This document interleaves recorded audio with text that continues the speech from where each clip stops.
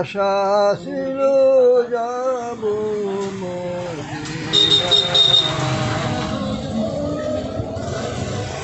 আমার বড় আশা ছিল যাব মদিনা, আশায় আছে সম্বল নাই কি করি উপায়, আরব সাগর পাড়ি দেব নাই রে আমার তরি, আমি যে পাখি নই রে উড়ে যাব দানা দুটি ভর করি, কাফেলা থেকে যাও রে